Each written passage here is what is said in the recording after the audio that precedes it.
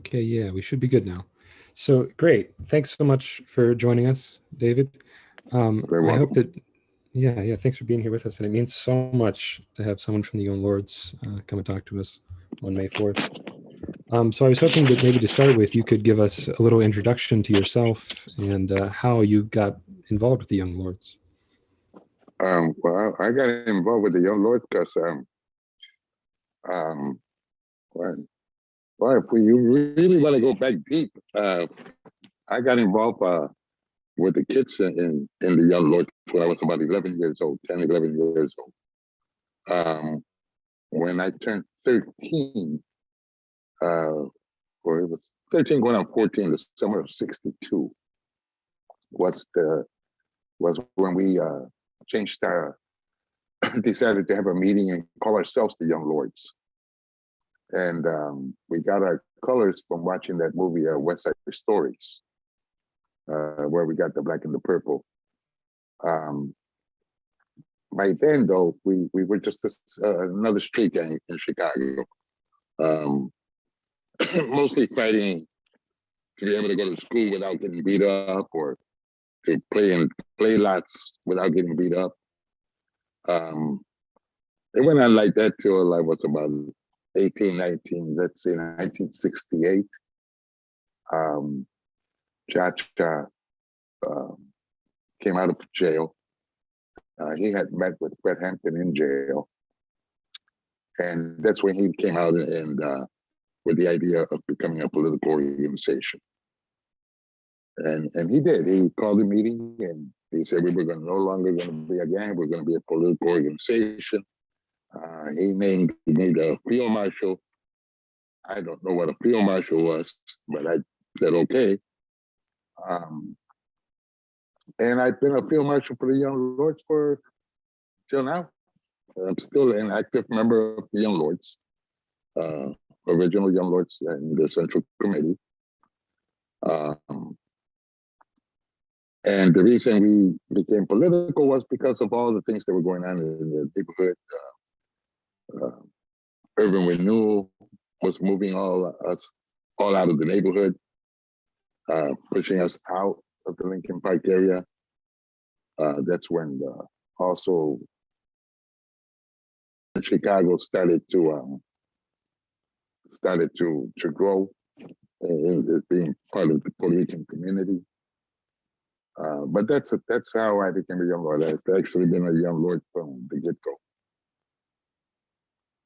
Yeah, so I had read that you were the field marshal, but could you maybe explain what that means? I guess, like, what were your duties? I guess, or are your duties? Yeah, my duties back then, my duties were to go out, meet with different organizations, gangs, trying to recruit people into the organization, trying to recruit people into the movement, actually. We didn't care whether they joined the Young Lords or not. We mostly cared that they joined the movement and were involved in the community. In reality, we were all about the community. That's what it really was. It just got to the point where we didn't have that many rights back then. So it actually got to a point where we were just fighting for the right to be able to live in the neighborhood, to be able to get decent jobs.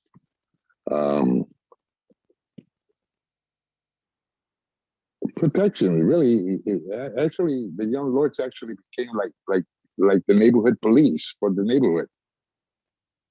And we started different programs, breakfast for children programs, free clothing programs, a free clinic program. That's when we took over the church on Halsted and Armitage. We took over that church for that purpose. In other words, was just to put it to work into the community. But as far as me, my job was to go out there and recruit, get to know people. I used to do speeches in universities. I would go to universities like in Wisconsin and Madison or in the universities around the Illinois area, or anywhere where Latinos were getting together and they had heard about the Young Lords, they would call, we would go. Besides that, I also met with different other groups, like, for example, the Venceremos Brigade. That I think that was started by the Students for Democratic Society.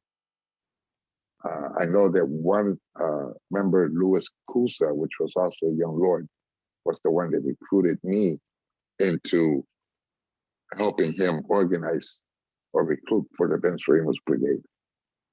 The Venceremos Brigade was a brigade of people, macheteros, sugarcane cutters. And that's why we went down to Cuba for, was actually help their revolution by helping them in their harvest of 10 million arrobas.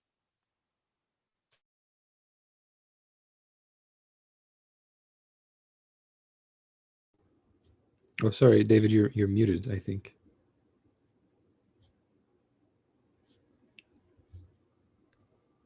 Hello, I'm sorry. You're good. I had a phone call. I'm sorry. But that's what we actually went down there for. It's actually to help them with their harvest of the 10 million arrobas.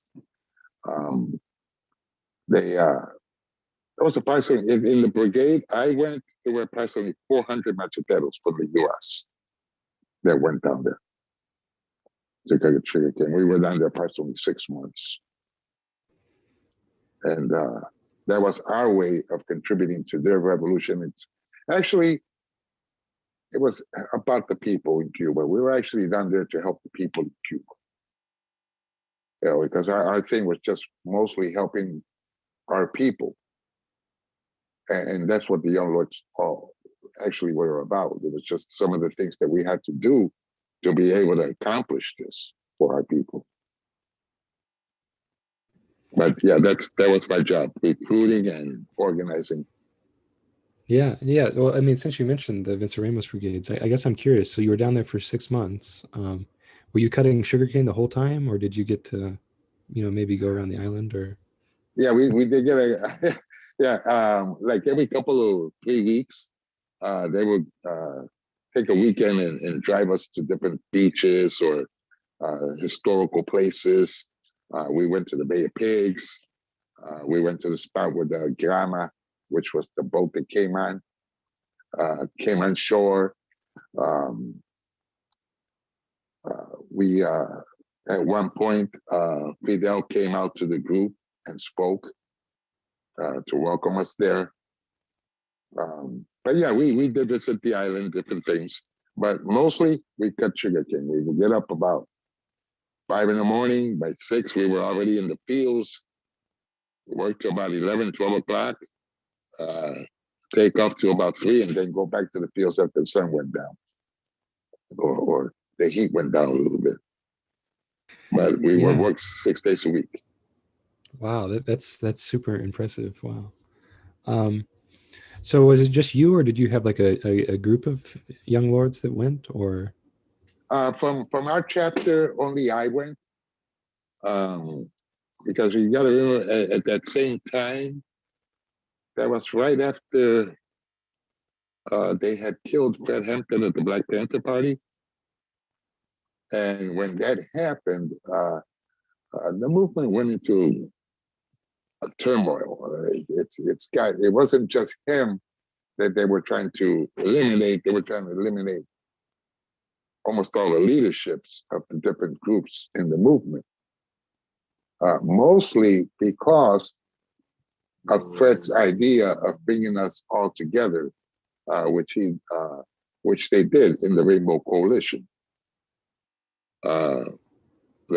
He had talked with the Young Lords. He spoke with Cha-Cha. They spoke with the new Young Patriots, and when we got together and formed the Rainbow Coalition. So there was so much going on during that time. If you remember, there was the Vietnam War. What was going on? All the movement all around the world, practically. And we tried to go everywhere we could. But as far as the brigade, I from Chicago, the Chicago area, I recruited about 30 people from the Chicago area, but none of them were young lords except me. Yeah. Yeah, that makes sense. Yeah, so maybe we could back up a bit and talk about, the connection between, Fred Hampton and the Black Panther Party and the Young Lords. That new film came out recently about Fred. I think that's kind of, reintroducing this to young people who maybe don't get taught this history, in school and things like that. So maybe you mentioned that Cha-Cha and Fred met in prison, and that's kind of when the Young Lords decided to pivot into being a political organization. But how much, overlap was there between the two? Um, when Cha-Cha came out of jail, um, it was just, you know, almost right away, he called us together and told us about the changes that he was thinking about doing. He did give us the Red Book, quotes of Mao Zedong. He gave us books on Lenin to read, on Karl Marx to read, uh, mostly to be able to read about socialism. Uh, but even though everybody did take the books and everybody did read them, they were more interested in our community. A lot of them didn't even understand the difference between socialism, capitalism, or imperialism, or anything else like that. But it was just, it wasn't a long time after he came out before he started getting us involved. Yeah. So maybe can you explain what the Rainbow Coalition was in more detail, and like what were the goals of that, and why was it such a threat for the government? Okay. Um, the purpose of the Rainbow Coalition was because we were all fighting for the same thing. We were all fighting for our community. We were all fighting for the poor people. Um, as you know, the Young Patriots was an Appalachian white group of poor people up in the uptown area of Chicago. And in their own way, they were fighting for their rights to be able to, live half decent. Because, that area up there in uptown, there was just a ghetto, just like the Lincoln Park area and Humboldt Park area at the south side of Chicago. When Fred decided that since we were all fighting for the same thing, to bring us together,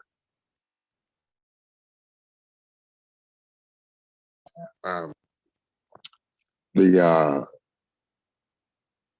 purpose of that was to unite the people, make us stronger, and that was the fear of the government. The fear of the government was because separated, we were giving them headaches. Imagine all the forces together. And that's what Fred had in mind. Instead of being all separated, everybody fighting for their own thing, it was going to be where everybody was fighting for everybody. And everybody backed everybody up. And that's why we participated in their marches, they participated in ours. But that was the purpose, was to unite the people, to strengthen the movement. Yeah, no, that makes a lot of sense, and I think there's a strong lesson in there to be learned for today's struggles, obviously. Yes. Yes. Yeah. So I guess I'm curious, how did people, take your shift from being, a street gang into this being a political org? Because I imagine that might have been a little confusing for folks. Well, the folks in our neighborhood, it was gang infested anyway. You had when the Young Lords became Young Lords, they already in the systems were like the Black Eagles, the Latin Eagles, the Paragons, the Imperial Aces, and a bunch of other groups.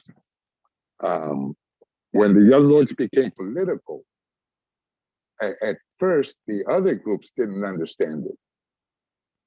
They didn't understand the purpose behind it.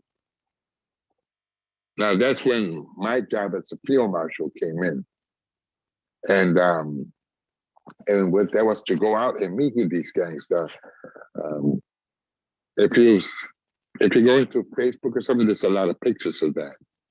They'll have pictures of me talking to the other gang members and recruiting.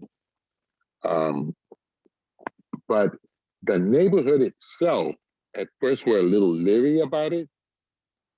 But once the Young Lords took over the church and started spreading out of what we were all about and why we took over the church, and we started getting more and more people involved, and the community people get involved, and other churches got involved, that's when people lighten up. And people saw that, hey, these guys are not here to destroy, these guys are here to help. And that also put us a separation from the other gangs, because the other gangs actually no longer saw us as a gang. We were an entity in the neighborhood. And we were an entity to back up, to help. And that's actually what happened. The other groups would come and march with us or participate in our activities. A lot of the neighborhood people started to participate in our activities. Like when we took over the theological seminary, which now is DePaul University in Chicago. It was the people in the neighborhood that would go and throw food and stuff over the fence to help support us while we were locked up behind those chain gates. So I would say that the neighborhood received us pretty well.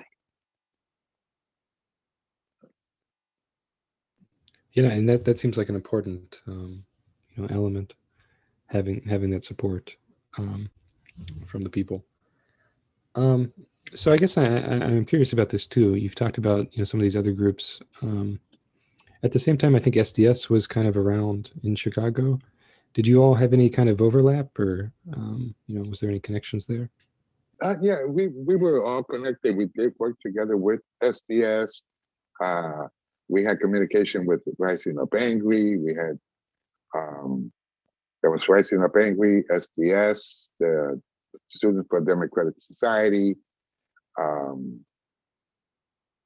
Which other one? There was another one. I can't think of the name off right away. But they were, their way of doing things was a little different. They believed more in going clashing heads. They were a little more gung ho about fighting and confronting the police and I don't know if you remember the 1968 Democratic Convention in Chicago and what happened there. And that was mostly those groups. We did have problems, but that was mostly when we took over the church, or we took over the seminary, or when it took over People's Park. People's Park was an area where they had demolished a bunch of tenement buildings and threw all our people out. So that open area, those open lots, what we did was clean them up of bricks and anything that could have been dangerous. We put up monkey bars, swings, and everything else, and we put a sign on the corner of Dayton, Halsted, and Armitage, and declared it People's Park. So that's the kind of things that we were involved in. At the same time, we were working with the community. Some of us were getting involved in a larger scale in the movement. Now we're getting connected to, for example, the Venezuelan Brigade with Cuba, the invitations that we got from China. And that was strange because China back then, we had the bamboo curtain, I think it was called, where it was prohibited. China was out of. You couldn't go. You couldn't go there. It was a communist country. Same thing as in Cuba. But they did get in contact with us, and we did go. I went with a group of about 10 people to China, and they gave us a tour of hospitals, factories, farms. They took us to May 7th School, which is May 7th School at that time was like a big farm where they sent, let's say, people that were running the factories or of government stature, okay, that forgot what it was all about to be in the movement, forgot that they were fighting imperialism. They would send them to May 7th School and re-educate them. So you have this government official now in May 7th School. He's out there milking cows, planting, breaking up soil, getting his hands dirty as a way to remember where he came from and what the revolution was all about. I got to visit that school, which reminds me that one of the funny things about that school was the cow. They were showing us the cows. That was the biggest cows I ever saw. I mean, they were huge. And that was part of what they wanted us to see, how they were developing, how they were making their country grow. The same thing as in Cuba. They took us to a farm where they were inseminating cows. I don't know how do you call that. Anyway, they were inseminating cows, and they showed us how they did it. And what they were trying to show us was their revolution in progress, how they were building and everything else that they did for the people. But yeah, that's we some of us were involved a little deeper than others. Others were involved in the neighborhood, but even in the neighborhood, we were going through a war, as you know, because when those orders came down to where they had to eliminate all the leadership of these groups, where we had to go into hiding after they killed Fred. The young lords did go into hiding. We did go underground. There was a bunch of us that went to, I won't say the location, but we were in a farm where they trained and re-educated and actually worked the farm to feed the group that was hiding out there. So at that time it was turmoil because one, they were looking for us to get rid of us. They were looking for us to get locked up. Meantime, we had to do what we had to do as members of the movement. So it was kind of rough. Yeah, I mean, I've read that they would just, kind of watch for leaders and just try to pull people in on, ridiculous made up charges. So I mean, that's that's the truth. For example, I got arrested for being a fire hazard. There was a meeting at Waller High School, and we weren't invited, but it was about the community, so we went anyway because we were part of the community. And because I was standing in the aisle between the seats and I wouldn't sit down, I remember the captain of the fire department came over and told the cop, tell him to leave, and I wouldn't leave. It says arrest him. He's a fire hazard, and that's what they charged me with, for being a fire hazard. It's true. They let me go a couple of days later because they dropped the charges, but I was arrested anyway. And that happened a lot to a lot of the guys. They would just arrest us just to get us off the street, even though a day or two later they let us out. Yeah. That's wow. Yeah, that's yeah. The thing is that between 68 and I would say 72, in that 4-year span, the movement was moving very, very strong, because we had chapters everywhere. The Black Panther Party was strong. We had chapters everywhere. The Rainbow Coalition brought a lot of people together, made them that much stronger, and which is one of the reasons why those orders came down from the government too. They were determined that they had to put a stop to it. And actually they did. Actually they did. I mean, it forced us to go into hiding. It forced us to stand back from the things that we were doing in the community. It was a rough time. It was a rough time. But luckily we made it through. No, definitely. Yeah. Yeah. So I guess I'm curious, did you hear about Kent State in Chicago, or did that, play any role? Yes. As a matter of fact,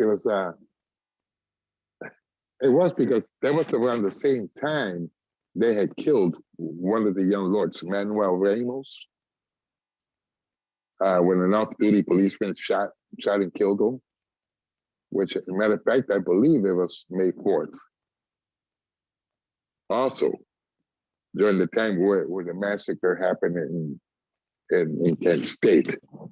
What I had heard about that was that I think it was the National Guard, that opened fire on the students and killed a few students and injured a bunch of students at Kent State. I know because we did march Chicago about that also. We did march, and there was a protest in Chicago about what happened in Kent State. Yes. Wow, that's incredibly powerful. And I had no idea that someone else had got killed on May 4th. That's that's really moving. It's really powerful. Yeah, so I guess 50 years have kind of gone on, and things have kind of slipped. Maybe the movement isn't as strong as what it used to be, but we're seeing a lot of young people going out into the streets today over the Chauvin trial, Black Lives Matter, and all of these movements. What advice would you give to young people today who are trying to organize? Well, right now I don't know if you have heard of the New Era Young Lords. Okay, the New Era Young Lords. It's like a kickoff from Young Lords, from our organization. Last June they came. They wanted to follow in our footsteps as far as working with the community. Cha did give him his blessings to start the organization. Right now, they are in about 5 states. I think they're in the Rhode Island, Connecticut, Florida, Ohio, and New York, and working on a group in Chicago. Eventually, the New Era Young Lords would just funnel right into into part of our history. It's just different the way they're doing things now. They are a nonprofit organization. They do still recruiting. They do have a field marshal also. And their ministers, they call them caciques because they follow the Taino structure. My advice to the young people today is education. Educate yourself. Don't jump out of school. Because right now, the only way we are going to be able to fight for our people and help our people is by educating ourselves. And that's our biggest weapon will be our minds and our education, and so that we can have our own lawyers and our own policemen and our own firemen. Today, we even have a Latino in the Supreme Court. And if we have that today, it was because of what people like the young Lordsons did 50, 60 years ago. And today we have Congress, people in Congress, we have people in the Senate, we have people in mayors in some towns. And that's a long, long way to go. We've come a long way. So the best thing to do is educate our people, educate our children, educate our masses. Don't forget who we are, because we have to take pride in who we are, but we have to learn to work together. And not just for our people, but for all people, all oppressed people, all people of all colors. It's just, today I saw a commercial from the Cavaliers, Cleveland Cavaliers, I think it is, the basketball team. And it's called For Home and For Love. That's what it's called, or For Love and For Home. And the New Era Young Lords participated in that commercial. And now, that's the kind of thing I like to see. Because now we're working together. And not for different races, but just for one race. And that's us, people. But right now, my biggest advice is education. There's nothing more powerful than education. Knowledge. Knowledge is power. It's not like back then I quit, I got kicked out of school on my third year of high school, from Waller High School. And at that time, being 17, 18 years old,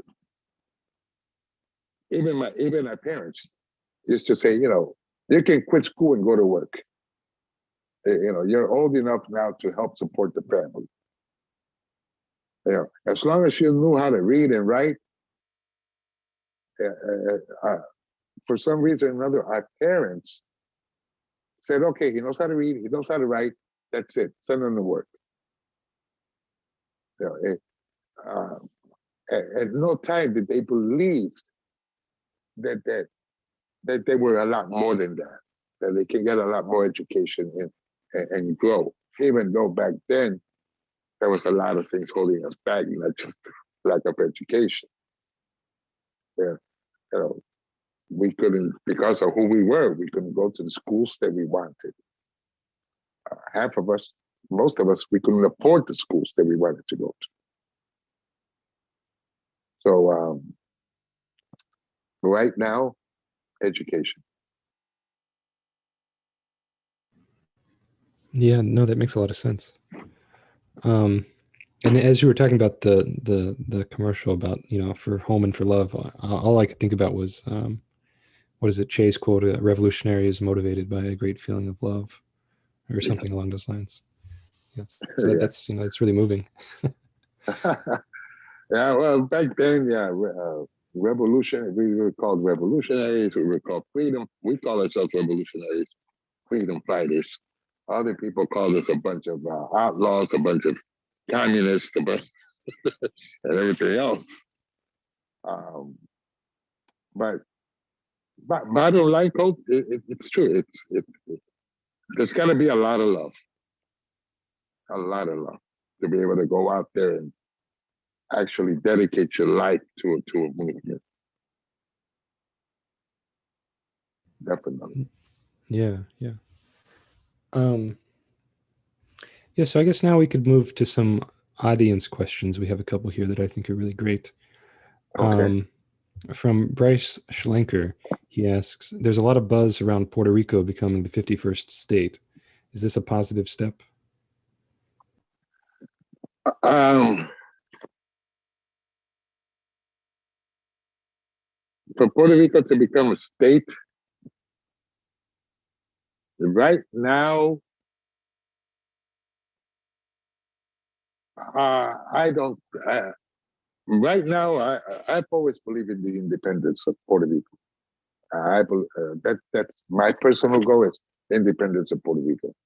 If it becomes a state, I guess there's nothing we can do nothing but accept it. But the biggest worry about becoming a state for me is the loss of our identity, the loss of our language, our culture, which is one of the things that right now is the Nueva Young Lords are working on, is to re-educate our people and their culture and their language. Because believe it or not, there's a lot of Puerto Ricans here that grew up here that don't even know how to speak Spanish or know the first thing about the island or our people or the Taino Indians. So I really don't know about the 51st state. I think that's going to be a harder one. Yeah. That's going to be a hard one. Yeah. Well, I think I'm with you there. I don't know about statehood. Yeah. I don't know if people really want that. Yeah. So another question. Okay. Can you speak more about how you and your allies worked to combat political repression and state surveillance? Ooh.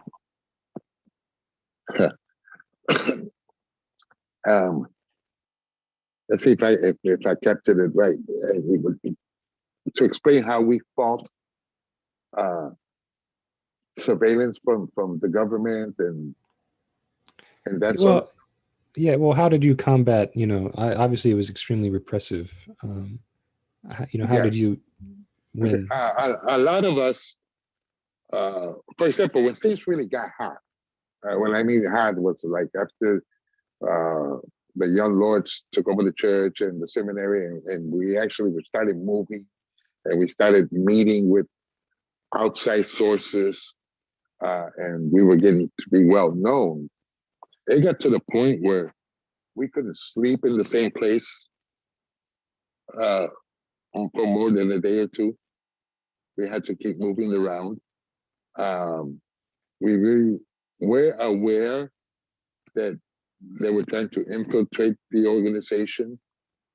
So we did get tighter as far as security about who we let in to the organization.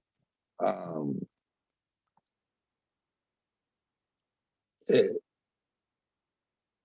we, like for example, the leadership in our group, each one of us had one or two members as bodyguards because it got to the point where they did try to get to us.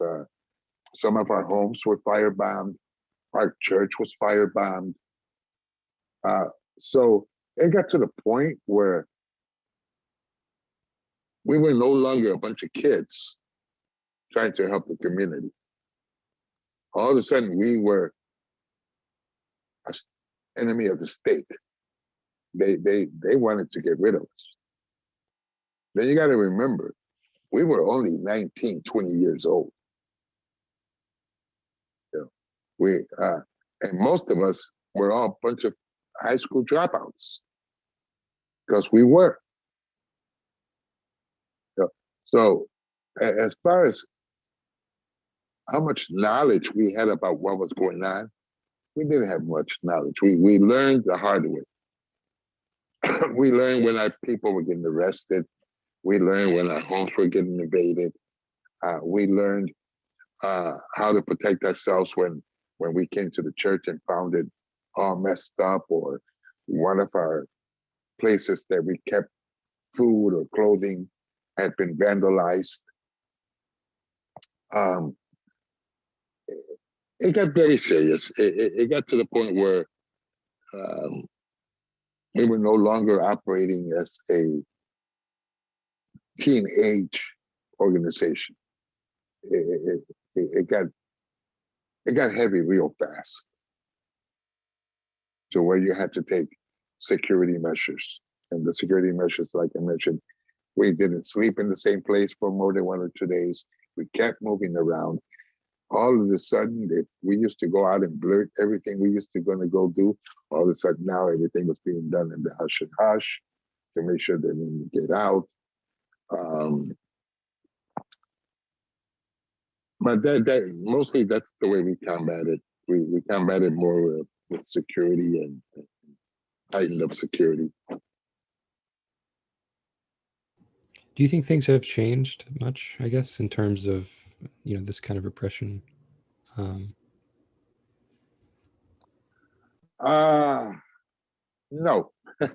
I think it's gotten camouflaged a lot better, but that it has stopped, no.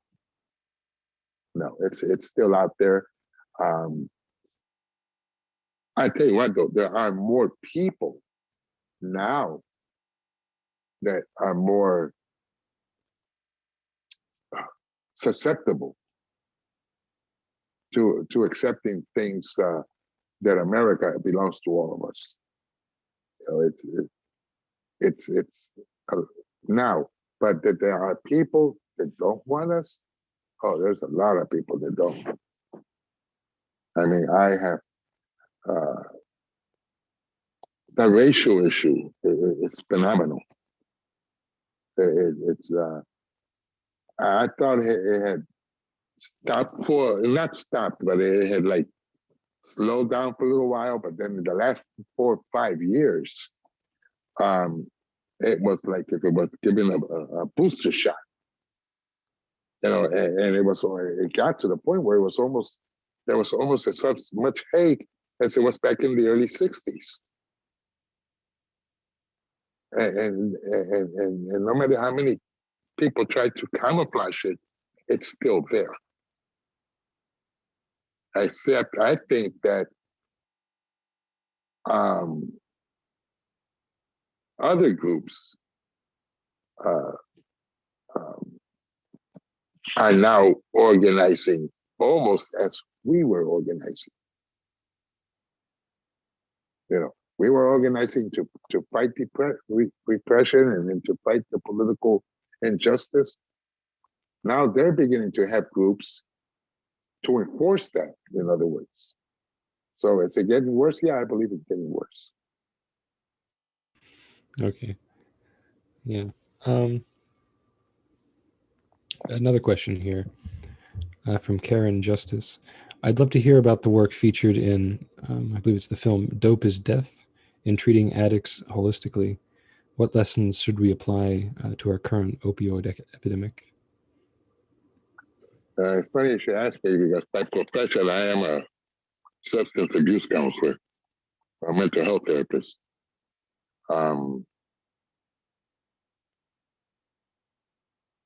Back then, the real epidemic, the opioid epidemic, back then started, it grew out of the Vietnam War.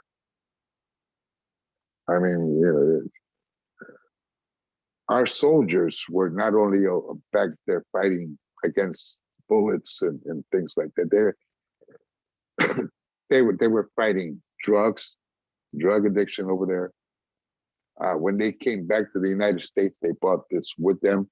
If you remember back in the 60s and 70s, um, the heroin and the cocaine uh, movement was big, big. I believe that I believe this: an addict. It takes an addict to help an addict. You know, it's just that you got to know what an addict is going through. You know, what is the motivation? Why do people get stuck in drugs? I have learned that, you know, if somebody likes to go out and party and they try drugs to be able to have more fun, eventually what happens is that to be able to go out and have fun, they have to use, and it gets worse. But as far as treating the addiction, um,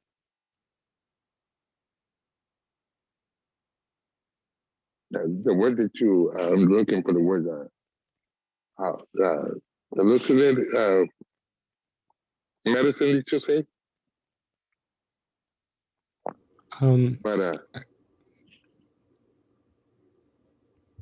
But I think that the heroin addiction and that's got to be treated. It's I don't know, Cole. I tell you what, I see people go into these 30-day programs, and that's just a waste. You know, addiction is not something that you treat overnight or in 30 days. Addiction is something that you treat.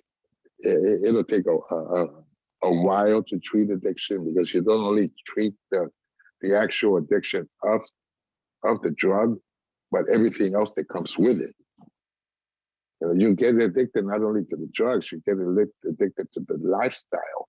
You get addicted to your surroundings. You get addicted to the ritual of getting high. So that you know, it's. But I do believe this. You know, you have to want to be sober.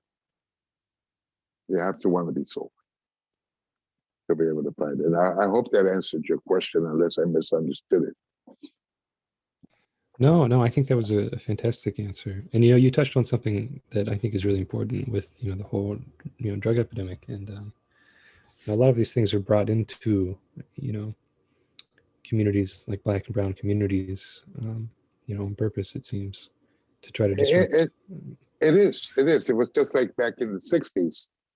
Um, uh, the government not only attacked, let's say, the groups with force, but they attacked us with drugs. They attacked us with, they were introducing drugs into the groups. They took their infiltrators and went in there and because that too, even in the young lords, even though the young lords were against drug use, it got to the point where a lot of them did use, and that was a way of fighting us. That was a way of them attacking us. Yeah, no, that makes a lot of sense. Yeah, I guess that's something important to think about. It's not always this like very clear cut opposition. There's more. It's the drug scene cult is I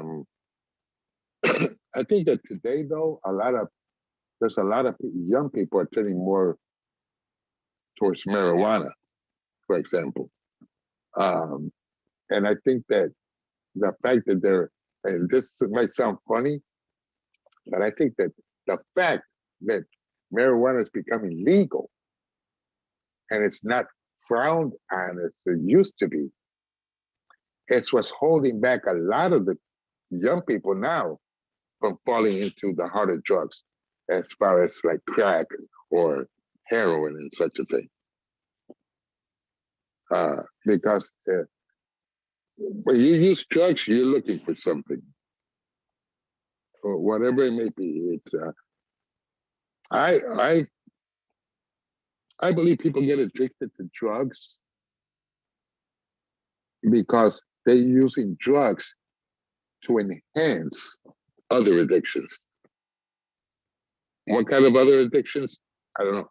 Maybe you love to go and party, and you can't party without getting stoned, or maybe you want to go out and have sex, and you can't have great sex unless you were stoned. And so, if you're going to do these things, now you go and get whatever drugs you need to be able to go and enjoy these things. But today, with this marijuana thing, people are getting high and they're enjoying themselves without having to go into deeper drugs. But people that get addicted to the hard drugs are actually, how can I say it? You use drugs to go out and enjoy yourself, and then it gets to the point where you have to be able to enjoy yourself. You have to get drugs. That's it flip flops on you, and that's where a lot of people fall into addiction. Yeah. Well, I have one last question for you, and then I'll let you go. You talked a lot about your experiences in Cuba and in China, and today, we're seeing a lot of stuff coming from the State Department trying to fuel some kind of new Cold War against both of these countries. Right. What can people do to combat this, or what would you have to say against that?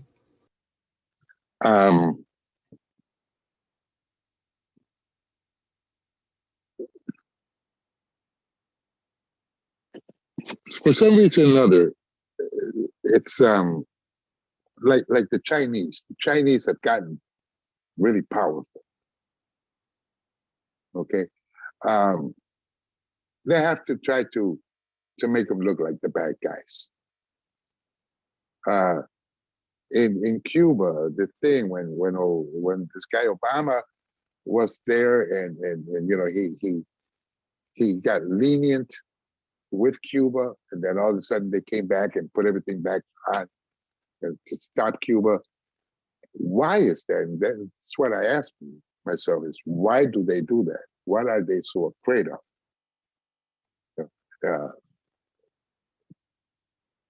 I don't believe Cuba is going to go and try to take over the United States. They can't.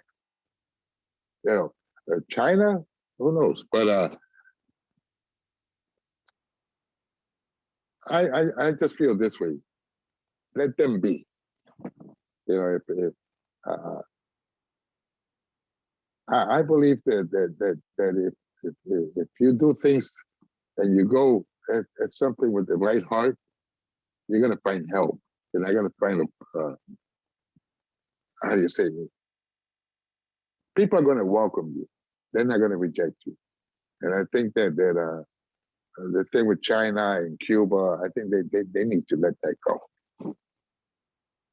I think, I think that personally, I think they should let that go and leave those countries alone. Definitely. Well, thank you so much for being here and answering all these questions. It's been incredibly insightful. Yeah. And thank you for the invitation, Colt. And it was a pleasure. I hope it was something that what you were waiting on. At any time, Colt, that you feel that anything, please get a hold of Tom or get a hold of me. And if you ever want to talk